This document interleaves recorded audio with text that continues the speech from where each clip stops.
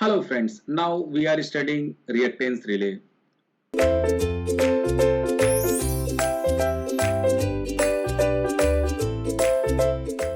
So we will have one balance beam relay in which the operating coil will be actuated by this current I and the restraining coil is actuated by the directional this cos theta minus psi.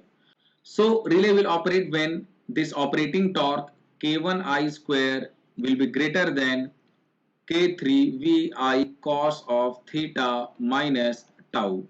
So this II will be cancelled out, then we can write this K1 upon K3 is greater than V upon I cos of theta minus tau. If we have this relay, then in this relay this theta is the angle between where up to which the value of r plus j into x means r seen plus j into x seen. So this theta is the angle between this impedance r plus j x, and this tau is the torque angle. This tau is torque angle. This tau is torque angle.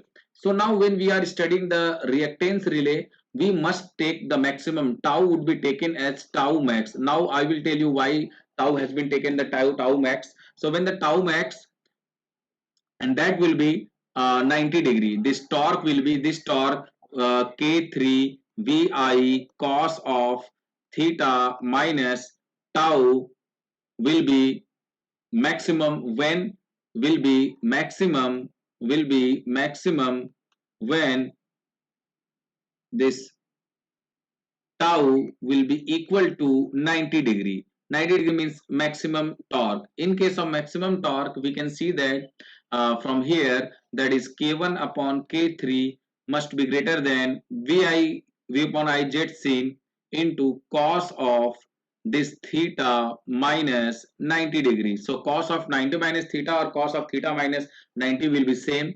So here we can see this K1 upon K3 will be greater than Z sin cos theta minus means Z sin sine of theta.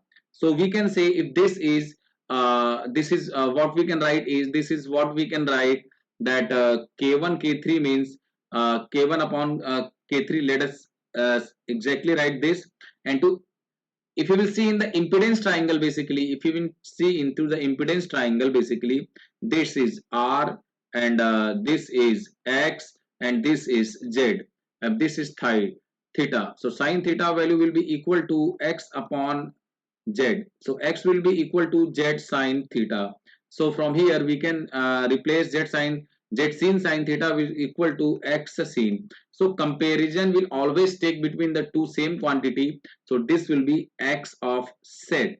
This will be X set would be greater than X of sin. Means relay will operate when X sin will be X sin would be less than X set. So this is the important criteria we need to always remember. In case of reactance relay, we always need to apply this, then the relay will operate. One more thing here is this tau will be taken as the maximum value so that we can make a comparison between X seen and X set. And why we have been making the comparison between reactance relay, we will study in further when we will study why in short transmission line the reactance relay has been preferred. So we will see in detail over there. But from now on, we have seen that the value of X seen must be less than X set. What does it implies? So if we are taking reactance relay on Rx plane, so we will see that this condition of wedge of condition, this wedge of condition was X seen must be equal to X set. Means let us say Y is equal to something 10 in the terms of mathematics. So it means this will be the parallel line to the this x-axis and this will be the reactance relay diagram. So when we will draw the operating characteristic, means X seen must be less than X set. So this will be only positive area. So this will be the operating zone and this will be non-operating zone. This with blue is non-operating zone and this with yellow is operating zone. This is operating zone and this with blue one is non-operating zone, non-operating zone.